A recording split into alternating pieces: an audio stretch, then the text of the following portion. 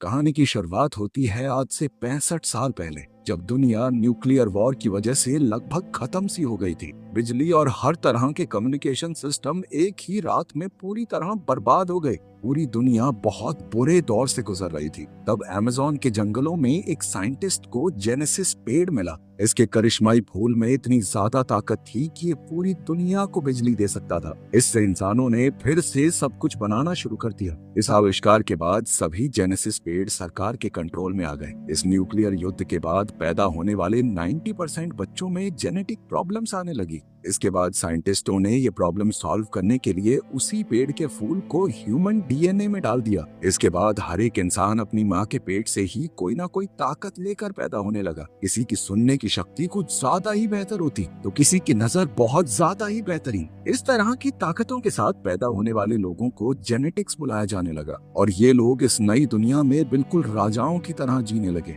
लेकिन लगभग 10% लोगों का इम्यून सिस्टम थोड़ा कमजोर था, जिससे उनके शरीर ने इस फूल को बिल्कुल भी एक्सेप्ट नहीं किया। इन लोगों को स्पेशल्स बोला जाने लगा और इन्हें सिर्फ छोटे मोटे काम दिए जाते, जैसे साफ सफाई, मेंटेनेंस वगैरह। अब हम जेनेसिस इंस्टीट्यूट में क्लोई को देखते हैं, जो इस वक्त एक स्टूडेंट बनकर क्लास ट्रिप पर गई है और उसका व्हील चेयर वाला पार्टनर लियोन सफाई करने वाला बनकर वहां आया। सबका ध्यान हटते ही लियोन ने एक डिवाइस की मदद से बंद दरवाजा खोला और प्राइवेट एरिया में घुस गया। मैप चेक करते ही उसे पता चला कि 2 गार्ड पास में ही खड़े हैं, तो उसने वहां पर एक छोटा चूहे जैसा खिलौना भेजा। गार्ड्स उसके पीछे गए, उसे पकड़ा तो उस चूहे के अंदर से स्लीप गैस निकली, जिससे दोनों गार्ड बेहोश हो गए। लियोन ने उनकी चाबियां ली, वेंटिलेशन सिस्टम तक गया और गैस का टैंक जोड़ दिया, जिसके बाद स्लीपिंग गैस ने पाइप्स के अंदर से जाकर साइंटिस्टों को सुला दिया। फिर उसने मास्क पहना और लैब में घुसने की कोशिश की, पर उसका कोड गलत निकला। उसने क्लोई को कॉल किया और सही कोड लाने को कहा।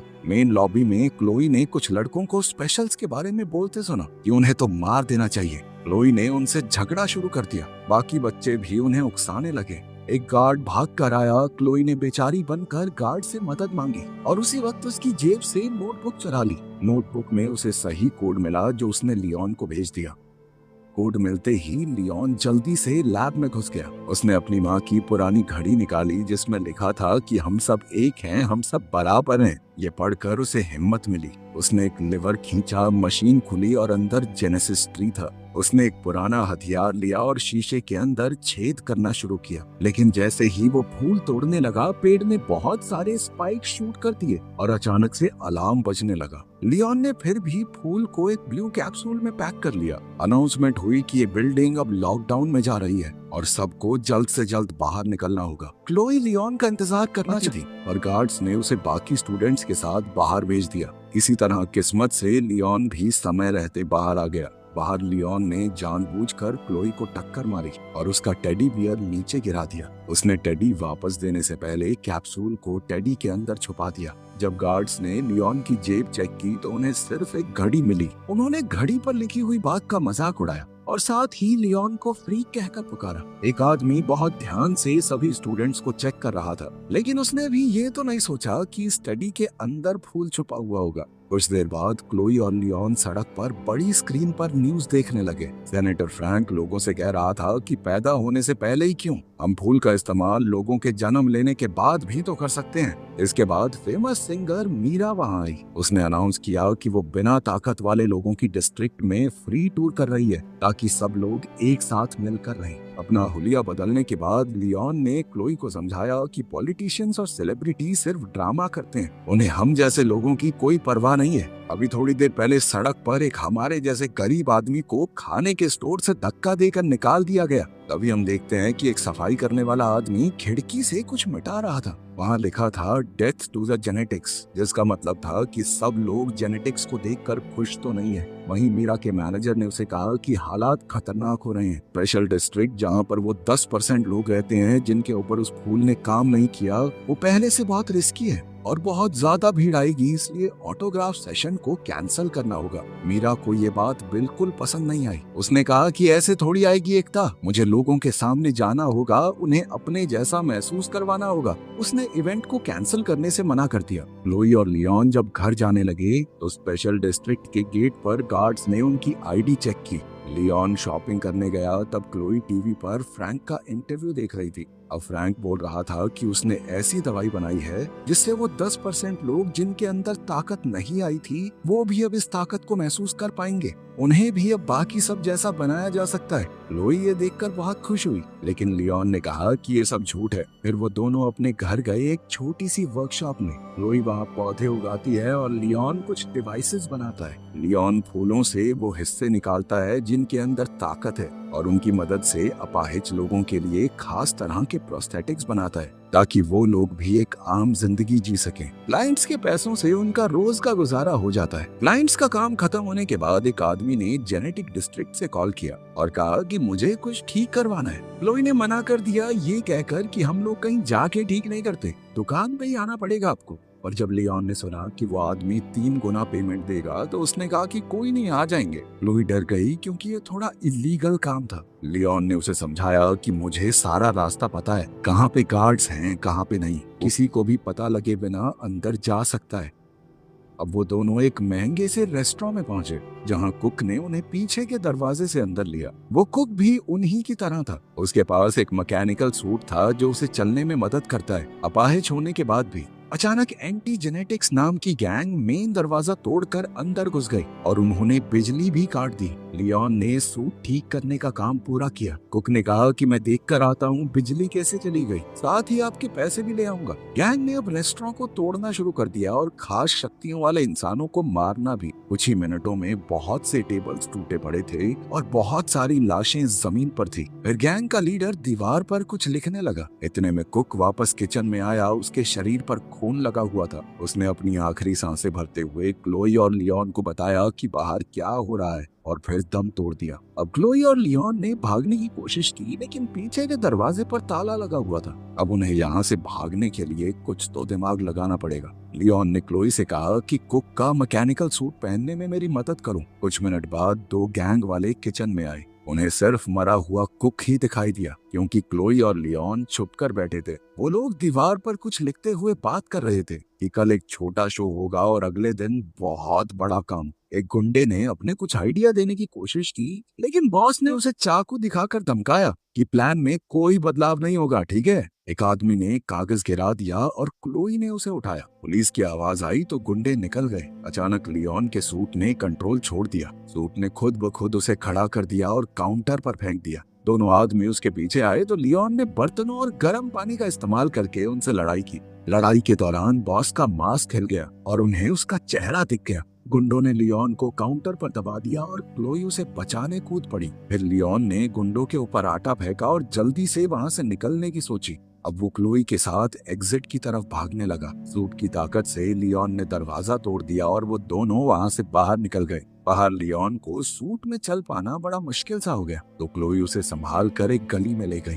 पुलिस की गाड़ियां पास से निकल गई पर उन दोनों को नहीं देख पाई। क्लोई ने हिसाब लगाया कि सूट की टांग थोड़ी टूट सी गई है, इसीलिए वो लियोन को घर तक सहारा देते हुए ले गई। अगले दिन रिपोर्टर्स ने पूरा केस दिखाया और फिर सिक्योरिटी कैमरास के एक फोटो में लियोन और क्लोई भी थे।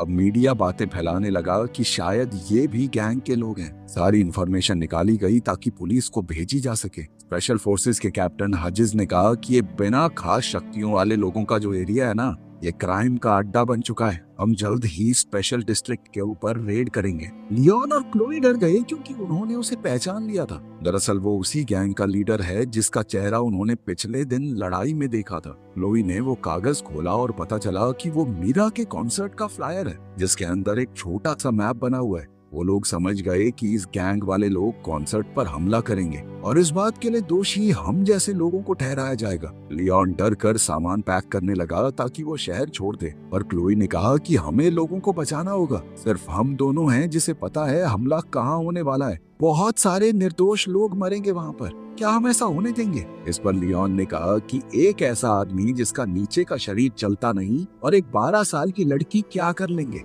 ये सुनकर क्लोई रो पड़ी। उसने कहा कि भैया तुम खुद कर सो, और इतना कहकर भाग गई। लियोन चाहकर भी उसे रोक नहीं पाया। इसके बाद फ्लैशबैक में दिखाया जाता है कि एक जवान लियोन अपने पिता के ऑफिस में घुस गया था अपनी फाइल देखने के लिए। वहां उसे पता चला कि वो स्पेशल है। जैसे ही उसके पिता को पता चला कि उसका बेटा एक स्पेशल है, उसके पिता ने उसे वहीं पकड़ लिया। ये सब याद करके और अपनी माँ की घड़ी को देखकर लियोन ने फैसला किया कि उसे कुछ तो करना होगा। कुछ घंटों बाद क्लोई वापस आई और लियोन को सूट को ठीक करते हुए देखा। उसने लियोन की सूट पहनने में मदद की। लियोन ने अपने हाथ पांव थोड़े चलाकर देखे और कहा कि वो ह्यूजेस को पकड़कर उसके गुनाह कबूल करवाएगा उससे। लियोन ने कुछ अपार कबाड़ चीजों से अपने लिए हथियार बना लिए और लोहे तक को मोड़ देने की अपनी ताकत दिखाई। क्लोई को सूट के अंदर कुछ खास तरह की तारें दिखी तो वो एक केमिकल बनाने दौड़ी जिससे सूट में लगे हुए हथियार एक्टिवेट हो जाएं। उसी वक्त मीरा स्पेशल डिस्ट्रिक्ट में कॉन्सर्ट कर रही थी। जनता उसे देखकर पूरी तरह बेकाबू हो गई। फैंस को लोग धक्का मारने लगे। सिक्योरिटी उन्हें जैसे तैसे पीछे कर रही थी। कॉन्सर्ट के बाद मीरा बस में चढ़ने जा रही थी तब गार्ड्स ने उसकी सिक्योरिटी और मैनेजर को मार कर गिरा दिया। फिर रेबल्स ट्रक में आ गए और दीवारों पर अपना मैसेज लिखने लगे। हजिस ने मीरा को धमकाया कि चुपचाप हमारे साथ चलो वरना बुरा होगा। तभी लियोन वहां पर सूट और मास्क पहने आ गया। वो बालकनी से नीचे कूदा और सीधा हमला करना शुरू कर दिया, लेकिन क्लोई के केमिकल्स की वजह से सूट में पौधे उग गए। ये देखकर गुंडे हंसने लगे, लेकिन लियोन ने उन पौधों का ही इस्तेमाल कर लिया। एक आदमी गैस से गिर गया, दूसरा बेलों में उलझ गया। क्लोई ने एक चोरी की हुई गाड़ी से मीरा को आवाज लगाई, जबकि लियोन हजिस और उसके लोगों से लड़ने लगा। शुरुआत में तो लियोन बढ़िया मुक्के पेल रहा था, लेकिन फिर पूरी गैंग ने उसे घेर कर नीचे गिरा लिया। तब क्लोई ने गाड़ी से एक आदमी को टक्कर मारी। लियोन मौका देखकर गाड़ी में बैठ गया, लेकिन मीरा चीखने लगी। समझाने का वक्त नहीं था तो क्लोई जल्दी से गाड़ी भगाकर सबको वहां से ले गई। उन दोनों ने जल्दी से घर पहुंचकर दरवाजे बंद कर दिए। बाहर गैंग वाले उन्हें सड़कों पर ढूंढ रहे थे। वहीं टीवी पर रिपोर्टर्स बोल रहे थे कि मीरा को किडनैप करने की कोशिश की गई, लेकिन एक अनजान हीरो ने उसे बचा लिया। दूसरी मीरा ने देखा कि लियोन घायल हो गया था। अब उसने जल्दी से लियोन के जख्मों पर मरहम पट्टी की और बताया कि मैं पहले एक डॉक्टर बनना चाहती थी। क्लोई ने लियोन की एकदम फ्लावर हीरो जैसी ड्राइंग बना दी, जो लियोन को तो बिल्कुल पसंद नहीं आई, लेकिन मीरा ने कहा कि नहीं है तो बढ़िया। अब लियोन ने मीरा को हजिस का सच बताया। इस पर मीरा कहने लगी कि देखो अब मैं जल्द से जल्द घर जाना चाहती हूँ। कल मेरा एक इवेंट है फ्रैंक के साथ फैमिली सेंटर में। लियोन को लग रहा था कि एंटी जेनेटिक्स गैंग का अगला टारगेट फ्रैंक होगा। आज उन्होंने मीरा पर हमला किया था तो वो कल फ्रैंक पर जरूर करेंगे। ये गैंग जन्म होने के बाद लोगों में होने वाले एनहांसमेंट या बदलाव के खिलाफ थी। ये मानते थे कि जो जैसा पैदा हुआ है वो हो गया। मीरा इस सब के बारे में पुलिस को आगाह करना चाहती थी, पर लियोन ने मना कर दिया क्योंकि हजिस भी तो एक पुलिस कमांडर ही है। अब उन लोगों ने मिलकर आगे का प्लान बनाया। अगले दिन मीरा और लियोन फैमिली प्लानिंग सेंटर गए, जैसे वो कोई नया शादीशुदा जोड़ा हो जो बच्चे करना चाहते हैं। मीरा फेमस थी तो उसने डॉक्टर से कहा कि सर मैंने अपॉइंटमेंट नहीं ली और ना ही किसी को आज तक अपने पति के बारे में बताया, क्योंकि मैं मीडिया से अपने परिवार को बचाना चाहती हूँ। लियोन ने डॉक्टर को जैसे तैसे मना लिया कि वो उन्हें अपनी फैसिलिटी का एक टूर दे। इस सब के दौरान लियोन ने बड़ी चालाकी से एक चाबी चुरा ली। फिर उसने वहाँ काम करने वाले लोगों का ध्यान भटकाया, ये कहकर कि मीरा अब सबके लिए परफॉर्म करेगी। ये कहकर उन्होंने सभी लोगों को एक कमरे में इकट्ठा कर दिया। तभी एंटी जेनेटिक्स गैंग के लोग आ गए और लियोन लॉबी में उनसे भिड़ गया। गुंडे उस पर टूट पड़े तो लियोन ने गैस बॉम्ब छोड़े जिससे उनके मास्क तक पिघल गए। शुरुआत में लियोन बहुत बढ़िया लड़ रहा था, लेकिन वो लोग बहुत ज्यादा थे, उन्होंने उसे नीचे गिरा लिया और वो गुंडे मिलकर उसे मारने लगे। अजीज ने उसका मास्क उतारा और उसके चेहरे पर बार बार मुक्के मारने लगा। तभी अचानक फ्रैंक की सिक्योरिटी आ गई और गुंडे भाग गए। इस पर मीरा ने बताया कि उसने ही फ्रैंक को कॉल किया था, क्योंकि वो समझ गई थी कि गुंडे ज्यादा होंगे, लियोन अकेला नहीं संभाल पाएगा। लियोन ने पूछा कि गार्ड्स ने गुंडों को फॉलो क्यों किया, तो फ्रैंक ने कहा कि तुम हमारे लिए उनसे ज्यादा जरूरी थे। पता चला कि फ्रैंक असल में लियोन का पिता है। लोई ये सुनकर पूरी तरह चौंक गई। वो सोच में पड़ गई कि लियोन ने आज तक उससे झूठ कहा कि उनके पिता मर चुके हैं। वो नाराज होकर वहां से भाग गई। अब रिपोर्टर अंदर आ गए तो उन्हें देखते ही फ्रैंक का पॉलिटिशियन मोड ऑन हो गया। उसने कहा कि मेरा बेटा एक प्रूफ है कि जेनेटिक्स और ऐसे लोग जिनके ऊपर फूल ने काम नहीं किया, उन लोगों के बीच में गैप बहुत ज्यादा बढ़ गया है। इसीलिए कल वोट बड़े ध्यान से देना। एक हफ्ते बाद अनाउंस हुआ कि फ्रैंक के प्रोजेक्ट को लगभग सब ने अप्रूव कर दिया है। बहुत सारी बसेस स्पेशल डिस्ट्रिक्ट में आई और सभी गरीब लोगों को शहर के बाहर एक मेडिकल कैंप में भेज दिया गया। इस ट्रीटमेंट के बाद उन लोगों के अंदर भी कोई कमी नहीं रहेगी, तो इसीलिए उनकी रहने की जगह यानी स्पेशल डिस्ट्रिक्ट को खोल दिया जाएगा और सभी लोग आराम से एक साथ रहेंगे, कोई रोक टोक नहीं होगी बीच में। मेडिकल सेंटर में लियोन पूछने लगा कि क्लोई कहाँ पर है, लेकिन फ्रैंक ने बताया कि हम लोग उसे नहीं ढूंढ पाए। जब लियोन ने हजिस का नाम लिया तो फ्रैंक ने टॉपिक बदल दिया। उसने कहा कि तुम इस सब की चिंता मत करो, मैं बस तुम्हारा इलाज करना चाहता हूँ। लियोन ने याद दिलाया कि जब आपने माँ का इलाज करने की कोशिश की थी तो वो मर गई थी, याद है आपको? फ्रैंक ने माफी मांगी और ये माना कि मुझसे गलती हुई है। उसने बताया कि तुम्हारी माँ ने एक लेटर भी छोड़ा है, लेकिन मैं आज तक डर रहा था उसे तुम्हें देने से। जब तक मैं हिम्मत जुटा पाता तुमने घर छोड़ दिया था। अब लियोन ने लेटर खोला। उसकी माँ ने लिखा था कि मुझे तुम लोगों को छोड़ना पड़ा, उसके लिए मैं माफी चाहती हूँ। वो चाहती थी कि लियोन एक अच्छा आदमी बने, लेकिन उसे डर था कि लियोन के अंदर का गुस्सा उसके दिल को खा जाएगा, उसके अंदर कड़वाहट आ जाएगी। उसने कहा कि बेटा, लोगों को माफ करना सीखो, क्योंकि कोई भी आखिर तक साथ नहीं होता। ये सब पढ़कर लियोन अपनी माँ को याद करके रोने लगा। मीरा वहां आई और लियोन को ताजी हवा के लिए बाहर ले गई। बाहर घूमते हुए लियोन को क्लोई दिख गई तो उसने उससे माफी मांगी। क्लोई भी अपने भाई से ज्यादा वक्त तो गुस्सा कैसे रह पाती। फिर लियोन ने बताया कि मुझे लगता है फ्रैंक ने ही सारे हमले करवाए हैं ताकि उसका प्रोजेक्ट अप्रूव हो जाए, लेकिन उसे पकड़ने से पहले उन्हें उसके खिलाफ सबूत ढूंढना होगा। क्लोई को एक आइडिया आया और उसने एक आदमी से जिसके पास आई प्रोस्थेटिक है उसका कैमरा मांग लिया। उधर डॉक्टर्स ने अगले पेशेंट का नाम अनाउंस किया। उधर लैब में क्लोई ने वेंट्स में घुसकर रिकॉर्डिंग स्टार्ट कर दी। हजिस और फ्रैंक आपस में बात कर रहे थे। उनकी बातचीत से ये तो साफ हो गया कि उन दोनों ने मिलकर ही ये कांड किया है। अपने कुछ पेशेंट्स को बेहोश करते वक्त फ्रैंक अपना प्लान समझा रहा था। वो इन लोगों के दिमाग से खास तरह के जीन को निकालना चाहता था। फिर वो उस जीन को उन लोगों के अंदर इंजेक्ट करेगा जिनके अंदर खास ताकत थी। फ्रैंक इसे इंसानों का अगला एवोल्यूशन कह रहा था। फ्रैंक ने बताया कि इससे वो लोग और बेहतर हो जाएंगे, हमेशा जवान रहेंगे चाहे कोई भी उम्र हो। उसे स्पेशल्स यानी नापाहिज लोग की कोई परवाह नहीं थी। इन लोगों का तो सिर्फ वो इस्तेमाल करना चाहता है उस जीन को निकालने के लिए। थोड़ी देर बाद क्लोई ने टेंट में सबको रिकॉर्डिंग सुनाई। मीरा रोते हुए वहां मौजूद सभी स्पेशल्स से माफी मांग रही थी, क्योंकि उसे इस बारे में कुछ नहीं पता था। लियोन ने अपनी माँ के मैसेज को दोहराया कि हम सब एक बराबर हैं, हमारे अंदर कोई कमी नहीं है, इंसान है हम भी। ये बातें कहते हुए उसने सबको लड़ाई के लिए उकसाया। उसने कहा कि मुझे किसी भी हालत में मेरा सूट चाहिए। इस पर क्लोई ने बताया कि मैंने पहले ही स्टोरेज की चाबियां चुरा ली है।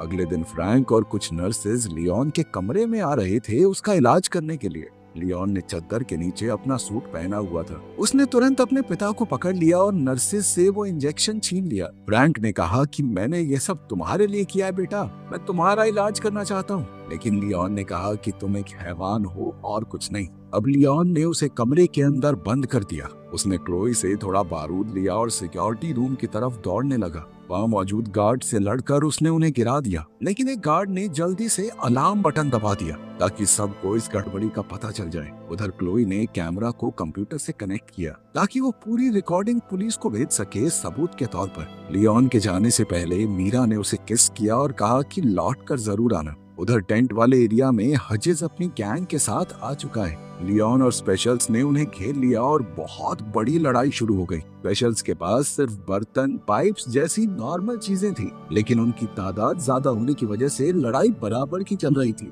वहीं लियोन का सूट उसे एक वक्त पर बहुत सारे लोगों से लड़ने की ताकत दे रहा था, लेकिन हजिज ने बैकअप बुला लिया और हथियारों वाले बहुत से लोग आ गए। कई स्पेशल्स लड़ते हुए गिर रहे थे, वहीं लियोन हजिज से अकेले लड़ रहा था। कुछ देर बाद हजिज ने लियोन को नीचे गिरा दिया और लियोन ने भागकर बचने की कोशिश की। उधर सिक्योरिटी रूम में एक आदमी ने मीरा को गले से पकड़ लिया। तभी एक स्पेशल वहां आया और जल्दी से उस आदमी को मार गिराया। कंप्यूटर ने आखिरकार फुटेज अपलोड कर ही दी और क्लोई ने जल्दी से पुलिस को बुलाया। उधर लैब में लियोन अपनी जान बचाने के लिए रेंग रहा था। हजिज ने पीछे से आकर उसे मारा। अब टेबल्स और कंट्रोल पैनल के बीच में उनकी लड़ाई हो रही थी। लियोन ने जेनेसिस पेड़ की मशीन खोल दी और फिर एक चीज फेंक कर मारी जिससे शीशे के ऊपर क्रैक आ गया। उसकी इस हरकत के बाद तो हजिज ने लियोन को पकड़कर और मारा और उसे मशीनों के ऊपर फेंक दिया। इससे पूरा शीशा ही टूट गया। अब हजिज उसे मारने ही वाला था जब लियोन ने अचानक ही एक फूल तोड़ दिया। अब तक वो जान चुका था कि फूल तोड़ने से पेड़ के अंदर से स्पाइक निकलेंगे। वो हजिज के चेहरे में घुस गए और वो गिर पड़ा। वहीं पुलिस ने आकर फ्रैंक के सारे लोगों को अरेस्ट कर लिया। उन्हें कई सारे सबूत भी मिले। तभी क्लोई और मीरा लियोन को देखने के लिए भाग कर आई और इस बार लियोन ने आगे बढ़कर मीरा को चूम लिया। एक हफ्ते बाद सभी न्यूज चैनल्स फ्रैंक के इस घिनौने प्लान को एक्सपोज कर रहे थे। लोग कह रहे थे कि एक मास्क वाले आदमी ने सबको बचाया है। अफवाह थी कि वो फ्रैंक का बेटा है, लेकिन पुलिस वालों ने इस बात को नकार दिया। फ्रैंक खुद वहां से भाग गया था। अब गवर्नमेंट ने भी लोगों को अलग अलग रखने की अपनी पॉलिसी बंद कर दी। अब सब लोगों को आजादी थी, कोई भी कहीं जा सकता था। इस सब के दौरान मीरा का गला डैमेज हो गया था, तो अब वो गा तो नहीं सकती, लेकिन लियोन के साथ अपनी जिंदगी में बहुत खुश है। लेकिन फ्रैंक अभी भी फरार था। कहानी के आखिर में हम उसे देखते हैं कि वो अपने बेटे को दूर से घूर रहा था। वीडियो पसंद आई तो लाइक कर देना, चैनल को सब्सक्राइब कर लेना। मिलते हैं अगली वीडियो में।